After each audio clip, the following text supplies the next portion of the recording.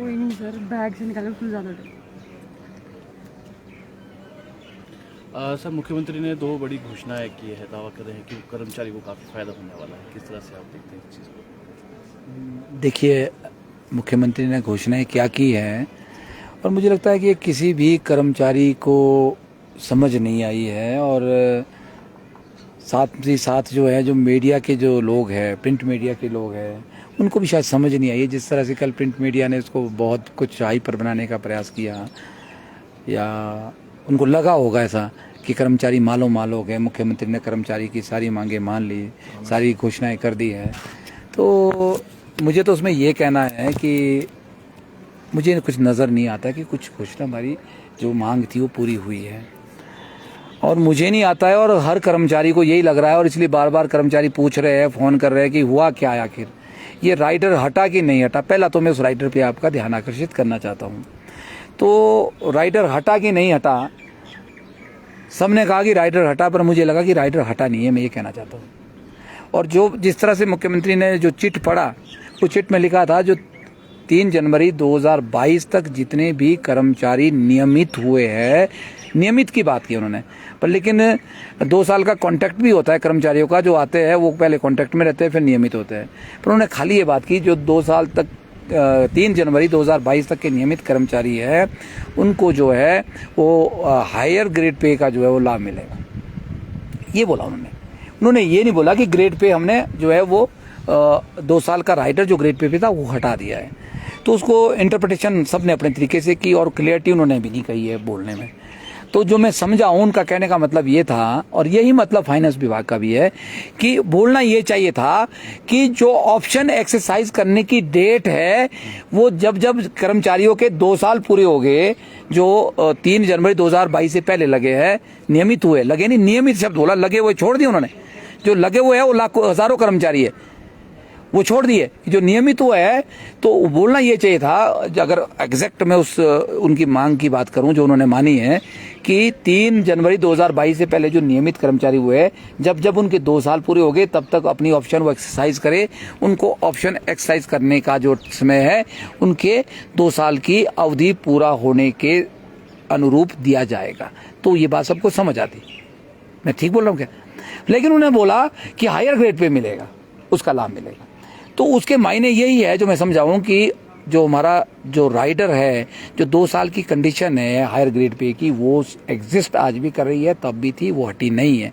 केवल और केवल मात्र जो कर्मचारी 3 जनवरी 2022 से तक नियमित हो चुके थे उस डेट तक, उनको मान लो कोई 21 में हुआ, कोई 20 में हुआ, तो उनको क्या करेंगे कि वो कोई आपके सितंबर 22 में नियमित 2 साल पूरे हो रहे तो तब से ऑप्ट करेगा, किसी के 23 में पूरे हो तब से डेट ऑफ ऑप्शन उसकी रहेगी, ये होगा सिर्फ उसमें। लेकिन उसमें वो कर्मचारी छोड़ दिए, मुझे लगता है कि 10,000 के आसपास वो कर्मचारी है जिनका 2 साल अभी पूरा नहीं हुआ है, जो कॉन्ट्रैक्ट पे है, जिनका 2 साल का पीरियड जो है, जो मतलब नियमित नहीं हुए, अपॉइंटमेंट हुई है पर नियमितीकरण उनका 3 जनवरी 2022 तक नहीं हुआ। जैसे फॉर एग्जांपल मैं बताऊं, मुख्यमंत्री ने घोषणा की कि हम कॉन्ट्रैक्ट पीरियड 3 से 2 साल करेंगे, बिल्कुल करी। वो एक उनका एक जो मैनिफेस्टो था पार्टी का पिछले चुनाव का, उसका एक पार्ट था कि हम 3 से 2 साल कॉन्ट्रैक्ट पीरियड के करा, बहुत अच्छी बात है, हम स्वागत कदम, हम उसका स्वागत करते हैं, और एक बहुत अच्छी पहल थी। लेकिन वो करते करते करते उसमें दिसंबर आ गया, उसकी नोटिफिकेशन दिसंबर लास्ट में हुई है, ठीक है। दिसंबर में होने के बाद क्या हुआ, सचिवालय के कर्मचारी तो दिसंबर में ही नियमित हो गए, लेकिन बाकी जो कर्मचारी है वो कोई फरवरी में हुआ, कोई मार्च में हुआ, कोई अप्रैल में हुआ, अभी कुछ अभी तक भी हुए। मैक्सिमम कर्मचारी जो है वो फरवरी हुए या फिर जनवरी के 3 तारीख के बाद हुए, मैं सीधा अगर कहूँ आपको 3 तारीख के बाद वो नियमित हुए। अब उन कर्मचारियों का क्या नुकसान है, या उन कर्मचारियों का क्या उनके ऊपर उनका क्या कसूर रहा कि जो कर्मचारी 3 तारीख के बाद नियमित हुए और फिर उनको ये जो लाभ जो कल घोषणा की है मुख्यमंत्री ने परसों, उनका वो लाभ उसको नहीं मिलेगा, उससे वो कर्मचारी वंचित है। या यूं कहूं, बहुत से कर्मचारी जो भी मार्च में 30 मार्च को जो जिनका 2 साल पूरे होना है वो तब नियमित हो गए, वो उसके दायरे में नहीं आएंगे। या कुछ कर्मचारी सितंबर 30 को 2022 में भी जिनके 2 साल पूरे हो गए तब नियमित हो गए, तो तब वो भी उसके दायरे में नहीं आएंगे। मुख्यमंत्री जी ये बोलते जितने भी कर्मचारी विभाग के अंदर लगे हैं 3 जनवरी 2022 तक के, उन सबको इसका लाभ दिया जाएगा, तो समझ आती है बात। लेकिन अदरवाइज इतनी बड़ी अनोमली इनके बीच आ जाएगी, जो कर्मचारी अभी नियमित हुए इससे पहले किससे? 3 जनवरी 2022 से पहले, या इसके बाद जो नियमित हो गए उनके बीच तो इतना गैप आ जाएगा कि जिसका कोई हिसाब ही नहीं है। वो 10,000 का बेसिक, आप बोलते हैं हमने 18,000 का फायदा दिया। आप कैसे फायदा दिया, उस फायदे पे आता हूं मैंने कहा बार बार कि जब तक आप इनिशियल स्टार्ट बहाल नहीं करेंगे, आप जो ये 2 साल का राइडर है इसको आप 2012 से भी हटा देंगे ना, तब भी कर्मचारियों को फायदा होने वाला नहीं है। आपने तो बोला कि सिर्फ एक्सटेंड किया, जो एक्सटेंड किया उसके कारण क्या हो रहा है मैं आपको बताऊं। फायदा हो रहा है कि नुकसान हो रहा है ये जानना बड़ा जरूरी है। जो लोग 18,000 की बातें करते हैं ना कि 18,000 का फायदा हुआ, कितना फायदा हुआ मैं बताता हूँ। 10,300 34,800 के अब क्या हुआ, जो आपकी परसों की घोषणा है उसके हिसाब से क्या हुआ, उसके हिसाब से आफ्टर 2 ईयर अगर ये कर्मचारी ऑप्ट करते हैं, जो अभी 43,000 ले लेंगे, आफ्टर 2 ईयर लेंगे लेते हैं। अगर ये राइडर 15% के ऑप्शन लेते हैं तो पहुंचेंगे 40,640 पे। लेकिन कितना रहे अभी? 43,000 हिमाचल में। और 2 साल बाद कितना लेंगे ये? 40,000। सर फायदा हुआ कि घाटा हुआ? 18,000 का फायदा हुआ कि नुकसान हुआ? अब मेरे को बताइए। देखिए मैं बड़ा स्पष्ट आंकड़ों में बात कर रहा हूं। मैं उन लोगों को ये आईना दिखाना चाहूँ जो 18,000 को बोलते हैं 18,000 का फायदा हुआ कर्मचारियों को। ये उन लोगों को फायदा बता रहा हूं जो अभी आज की डेट में जो पे कमीशन लागू हुआ वो 43,000 ले रहे हैं। इसमें मान लो जैसे अभी 6500 लोग आपके कौन से लोग थे? पीटीए के लोग। उनका एग्जांपल देता हूं आपको फॉर एग्जांपल। देखिए अब बातें तो क्लियर करनी पड़ेगी हमारे को, बड़ा हमें छांट के चलना पड़ेगा। 6500 लोग पीटीए के हैं।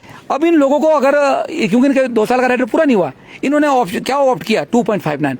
उसके हिसाब से जैसे मान लो लेक्चर है इनका, या टीजीटी है, कोई शास्त्री है, कोई पीटी है। अगर लेक्चर की बात करूं तो इस लेक्चर ने 2.59 के हिसाब से ऑप्ट किया। जो इनिशियल मिला था उसको 43,000 मिला। अगर ये आदमी जो 2020 में ये हुए सितंबर 20 में रेगुलर ना है कि नहीं, मार्च 20 में हुए, और मार्च अप्रैल मई में हुए, 30 मार्च की डेट से अप्रैल में या मई में रेगुलर हुए तो 2020 में, तो अप्रैल या मई 2022 में इनके 2 साल पूरे होते हैं 3 के बाद। अगर उस डेट का ये वेट करते हैं, उस डेट के हिसाब से ये लेते हैं, अभी तो ये ले रहे हैं कहां से? इसके ले रहे हैं 2020 से। 2020 में इनको कहां फिक्स किया गया? 43,000 में। अगर ये 2022 अप्रैल में या मई में जब इनके 2 साल पूरे होते हैं तब ये ऑप्ट करते हैं, तो ये कहां जाएंगे 2 साल बाद? 40,000 रुपए में। जो हमारे पास 2 साल का राइडर हटाने की बात कर रहा हूं मैं। अब बोलो इनको फायदा हुआ कि नुकसान हुआ? अदरवाइज 2 साल बाद ये कहां जाएंगे? 43 वाले 47,000 में चला जाएगा, 47,000 कुछ में चला जाएगा। ये किससे? जो ये फैक्टर ले रहा है 2.59 का। जब ये 2 साल वाले राइडर वाला फैक्टर ले रहा है, बड़ा हुआ ले रहा है, तो ये चला जाएगा आपका कहां पे? 40,000 में। तो ये स्थिति आपको बताऊं मैं, ये स्थिति सरकार ने पैदा कर दी है। अब आप बताओ कि 18,000 बढ़े आपके कि घटे? और कैटेगरी बताऊं, 10,300 ग्रेड पे वाले 3600 जिनका ग्रेड पे था वो चले गए 5,000 में। इसमें बहुत सारी कैटेगरी है, डिफरेंट डिपार्टमेंट की कैटेगरी है। इसमें एजुकेशन की भी है, टीचरों की भी है। इनको हिमाचल सरकार दे रही है 38,100, ये बेसिक दे रही है, इनिशियल स्टार्ट दे रही है। और पंजाब दे रहा है 45,400। सुनना बड़े ध्यान से, डिफरेंस कितना है? 45,400, मिल कितना रहा है? 38,100। अब आप बात की आपने परसों की, हमने 2 साल का इनको जो है हटा दिया कि 2 साल बाद ये ऑप्ट कर सकते हैं। मान लो 2 साल बाद इन्हें ऑप्शन लेनी है, अगर 2 साल बाद ये ऑप्शन लेते हैं तो ये कहाँ जाएंगे? 36,360 पे, 36,360 पे। फिर भी अगर 15% का तीसरा विकल्प लेते तो जाएंगे 39,560 पे। 2 साल पहले 38,100 तो ले रहे हैं ये, तो 18,000 का फायदा हो इनको कि घाटा हो रहा है? ये कैसे आंकड़े आपने दिए, कैसे आंकड़े उन्होंने मुझे दिए? मैं ये आंकड़े दे रहा हूँ लोगों को। कुल मिलाकर माना क्या जाए कि चहेतों को लाभ मिला है या चहेतों को भी लाभ अब मेरी बात पूरी सुनो प्लीज। अब मैं ये लोगों को बड़ा समझाना चाह रहा हूँ, लोगों में बड़ा कंफ्यूजन है, क्यों पहले ही मैंने आंकड़े दिए थे और मैं जरूर फिर दे रहा हूँ एक बार। देखिए फर्क थोड़ा सा कहाँ पड़ा है, वो फर्क कितना है उसको मैं बता रहा हूँ। फर्क पड़ा है एक ही पेमेंट था हमारा 5,910 और 20,200 वाला पेमेंट था, जो 2 साल बाद कहाँ चला गया? 10,300 पे गया पेमेंट। ये पेमेंट चेंज हुआ। इसमें कुछ क्लरिकल के लोग हैं, इसमें आपके वेटनरी के लोग हैं, फॉरेस्ट गार्ड है, इसमें आपके जेबीटी है और क्लरिकल के, इसमें 5-6 कैटेगरियां। ये एक वर्ग है जो हमारा थोड़ा सा लाभान्वित हुआ है। इसके लिए हम जो है बधाई उन लोगों को भी देना चाहते हैं, मुख्यमंत्री को देना। और कितना लाभान्वित वो भी आपको बता दूं मैं, ये भी अंधेरे में ना रहे। 5,910 का जो 3,000 ग्रेड पे वाले लोग थे, जिसमें जेबीटी भी एक कैटेगरी और भी कैटेगरी है, ये 4200 में चले गए थे 2 साल बाद। ठीक है, और इनका जो ग्रेड पे बैंड था वो भी 10,300 चला गया। ठीक है, इनको क्या फायदा हुआ? इनको इनिशियल मिल रहा था 29,700, अगर 2 साल से पहले इन्होंने लेना था। तो पंजाब दे रहा था इनको इनिशियल लगते ही 39,900। फर्क कितने का था? 10,000 का। 10,000 का फर्क इस कैटेगरी में था, जिसकी हम मांग कर रहे थे कि 10,000 का फर्क नहीं होना चाहिए, इसको बराबर करिए। लेकिन अब क्या हुआ, इसको थोड़ा सा अगर 2 साल बाद लेते हैं, अगर 2 साल बाद होना फर्क, जो पंजाब में 39,900 आज मिल रहा है, इस कैटेगरी को 2 साल बाद कितना मिलेगा? 36,500। अगर 2 साल तक वेट करते हैं ये लोग, जैसे बोला कि आप 2 साल बाद ऑप्शन एक्सरसाइज कर सकते हैं, पर वो भी 2 साल बाद है। लेकिन जो 39,900 वाला पंजाब आज ले रहा है तो वो कहाँ पहुंचेगा उस वक्त 43,000 में। जब आप 36,500 पहुंचेंगे तो पहुंचेगा वो 43,000 में। तो कितना का फर्क होगा आपका?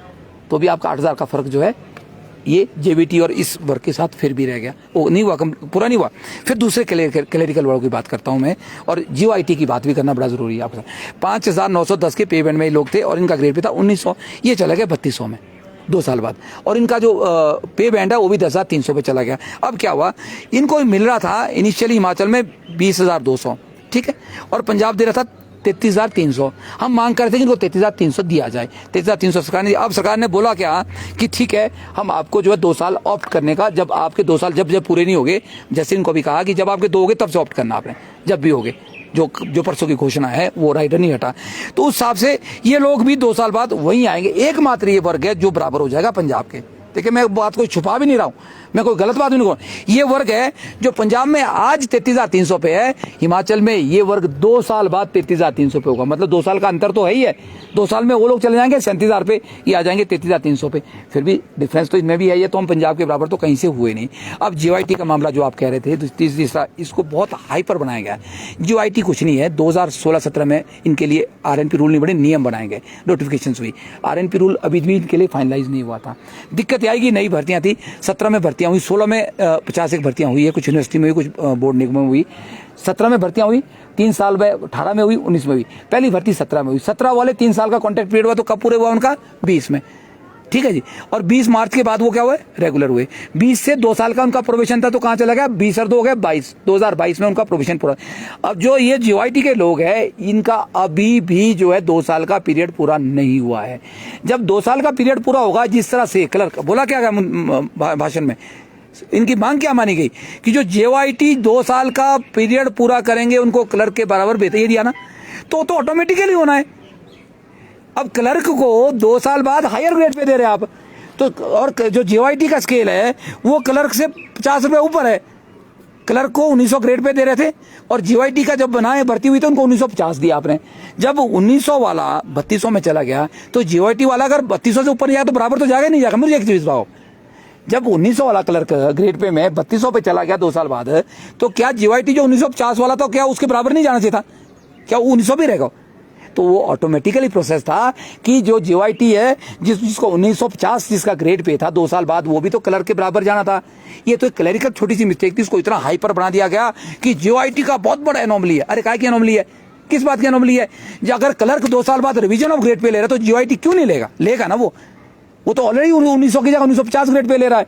तो मुझे लगता है कि जीओआईटी का मामला कोई मामला नहीं था, इसको बड़ा बनाने का प्रयास किया गया, क्योंकि ऑटोमेटिकली इनको जो है 2 साल बाद जो क्लर्क का हायर ग्रेड पे उनको भी यही दिया। कौन सा? 33,300 मिलना है 2 साल बाद क्लर्क को, और वही जीओआईटी को मिलना है। उसमें मुझे लगता है इस घोषणा में कोई नया नहीं है, कुछ बड़ी बात नहीं हुई है, ये बातें तो होनी थी, ठीक है।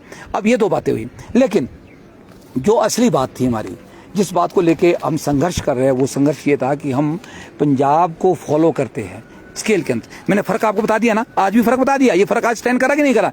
कोई भी अधिकारी मुझे फाइनेंस का बता कि मैंने एक आंकड़ा गलत दिया, एक शब्द भी गलत बोला है, मैं उसके लिए रिस्पॉन्सिबल हूं, मेरी एक्सप्लेनेशन कॉल करे। मैं चैनल के सामने दावे से कह रहा हूं इस बात को। मैं ये नहीं बोल रहा हूं कि 18,000 का हमने बढ़ोतरी कर दी, हमने इतने 1000 लोगों को फायदा दे दिया। वो फायदा है कहां है? दिखाइए मुझे, कितने लोगों को फायदा दिया आपने?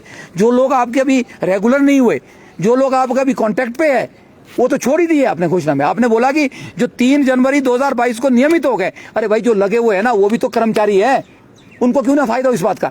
उनके लिए क्यों नहीं पॉलिसी हो? वो कोई अलग है? वो कोई बाहर से आए, बाहर के देश का है? तो मैं ये कहना चाह रहा हूं, मुझे 2 बातों को लेकर बड़ी हैरानी है। हमने सिर्फ मुद्दे उठाए हैं, हमने आज भी यही बात की है ना, सिर्फ हमने कोई गाली तो नहीं दी सर, किसी को बोला तो नहीं कुछ गलत, यही बातें बोल रहे हैं। ये एनोमली है, आज भी पंजाब की एनोमली है। एनोमली कब खत्म होगी? जब आप इनिशियल स्टार्ट बहाल करेंगे। नंबर 1, हम बार बार वित्त विभाग से बात करें, हम बोल रहे हैं कि भाई आप बैठो तो सही, हमारे को वार्ता के लिए तो बुलाओ, हम तो वार्ता के लिए समय मांग रहे हैं, लेकिन वित्त विभाग के लोग, हिमाचल सरकार के लोग, या हिमाचल सरकार हमारे से बात ही नहीं करना चाहती है। हमारे को बोलती है कि नहीं, हमारे को खिलाफ शो को जोड़ देती है, कहते हैं तो सरकार के खिलाफ नारे लगाते हैं। मान्यवर, मैं एक बात फिर कहना चाहता हूं, जो नारे परसों 3 तारीख को लगे हैं, उस नारे को आपको क्या, उसी से रूल के अंदर उसको सही ठहराते आप? भाजपा सरकार एक बार, भाजपा सरकार बार बार। आप किसी पॉलिटिकल पार्टी के एजेंट बन के काम करें। हमारे कर्मचारी, एक कर्मचारियों के फंक्शन को का राजनीतिकरण कर दिया, उसको एक राजनीतिक फंक्शन बना दिया।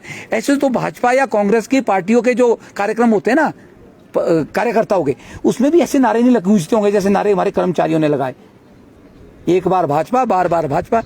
अरे आप बार बार क्या, हमेशा ही भाजपा रहे, हमारे को क्या आपत्ति है, हमारे कोई आपत्ति नहीं है किसी पर। लेकिन अगर सीसीएस रूल वीरेंद्र चौहान के लिए लगता है, वो सीसीएस रूल उन लोगों के लिए भी लगता है। क्या कर्मचारी एक बार भाजपा बार बार भाजपा करने के लिए उनको अधिकृत किया गया है? वोट देना डेमोक्रेटिक राइट है, मैं मानता हूं, किसी को दो आप, पर लेकिन आप पॉलिटिकल पार्टी के एजेंट बन के कर्मचारी करे। अगर हम ऐसे नारे लगाए किसी पार्टी के कि वो पार्टी बार बार, एक बार फलानी पार्टी बार बार वो फलानी, तो हमारे को तो आप गड्ढे में दबा देंगे।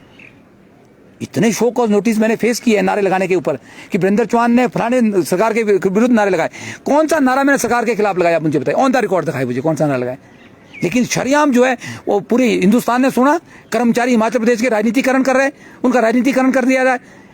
एक बार भाजपा बार बार भाजपा, जयराम जी को जय श्री राम, अगर जय श्री राम करते हैं तो गूंज जाता है पंडाल, आप भी झूम जाते हैं। अगर जयराम जी को जोया मामा बोलते हैं तो कर्मचारियों की FIR होती है, तो कर्मचारियों को आप प्रताड़ित करके कौन दूसरे कोने भेजते हैं।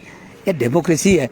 आप किसी पॉलिटिकल पार्टी के अध्यक्ष नहीं है कि आप बोले कि आप मेरा ध्यान रखना, मैं आपका ध्यान रख रहा हूं, बदले में मेरे को आपने ध्यान रखना इलेक्शन में। ये पॉलिटिकल पार्टी के अध्यक्ष बोले तो बात समझ आती है। एक मुख्यमंत्री जो है वो सारे कर्मचारियों का मुख्यमंत्री होता है, वो पूरी पब्लिक का मुख्यमंत्री होता है। वो भाजपा का भी है, वो कांग्रेस का भी है, वो आप पार्टी का भी है, वो अमीरों का भी है, वो गरीबों का भी है। उसको तो कोई भेदभाव नहीं करना चाहिए ना। देखिए ये बात समझ आती है, हर पॉलिटिकल पार्टी अपना वोट बैंक बनाती है, अपने आप को हाईलाइट करती है, वो जो मर्जी करे वो कर सकती है। पर मुख्यमंत्री कोई बातें मुझे लगता है कि अच्छा नहीं लगा मुझे, इसलिए मैंने बातें आपसे कही।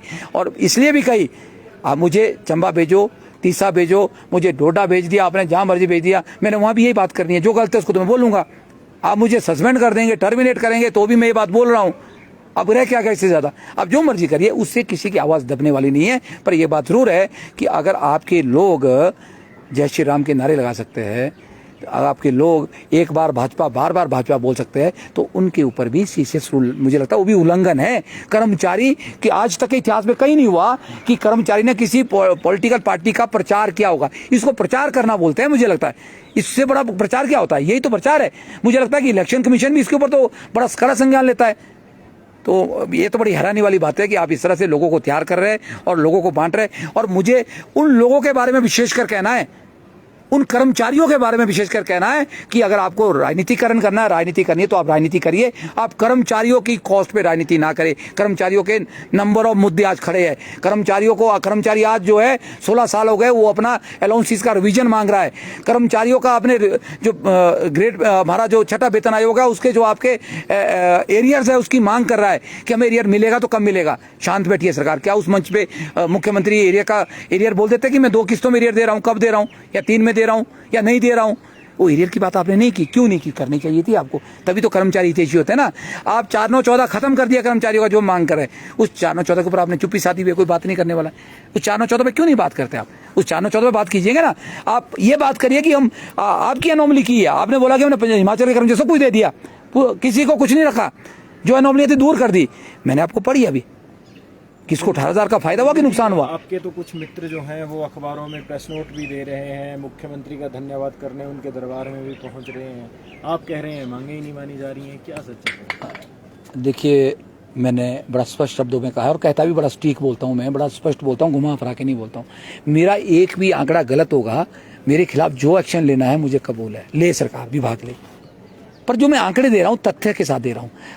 तो मुझे वो समझ से परे है कि जो बोलते हैं 18,000 का फायदा होगा कर्मचारियों को परसों की घोषणा से, वो फायदा कहाँ है? वो तो नुकसान हो रहा है भाई, वो तो फायदा तो कोई नजर नहीं आ रहा हमें।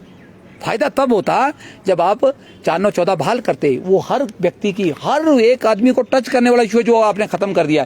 फायदा तब होता जब इनिशियल स्टार्टअप जारी करते, उसको बहाल करते। फायदा तब होता जब आप पंजाब के बराबर पे कमीशन लागू करते हिमाचल प्रदेश के अंदर। फायदा तब होता जब आप कर्मचारियों को अलाउंसेस बढ़ाते पंजाब के बराबर या केंद्र के बराबर बढ़ाते। अलाउंसेस तो हमारे ऊँट के मुंह में जीरे के बराबर है।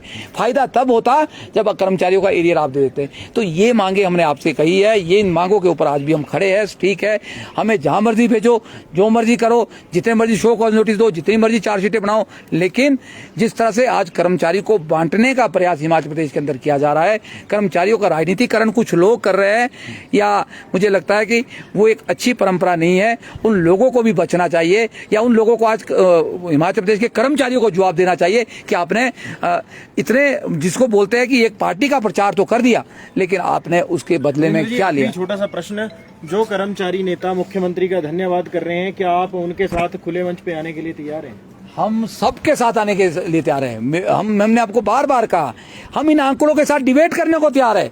मैं आज से नहीं कह रहा हूं, मैं 3 महीने से आपके चैनलों के माध्यम से बोल रहा हूं, उन नेताओं को आप बुलाए, हम डिबेट करेंगे, डिबेट करके आंकड़े कर्मचारियों को बताएंगे कहां कितना फायदा है, कहां नुकसान। मैं उन वित्त विभाग के अधिकारियों को भी कहना चाहता हूं कि आप जिस तरह से, या तो आप अनभिज्ञ हैं, आपको समझ नहीं है, एक हाइपर क्रेडिट कर्मचारी में कर दिया, या जानबूझ के कर्मचारियों को आप प्रताड़ित करना चाहते हैं, उनको बांटना चाह रहे हैं। इसलिए बार बार जो इस तरह की आप स्थिति पैदा कर रहे हैं हिमाचल प्रदेश के अंदर, ये एक अच्छी स्थिति नहीं है। धन्यवाद।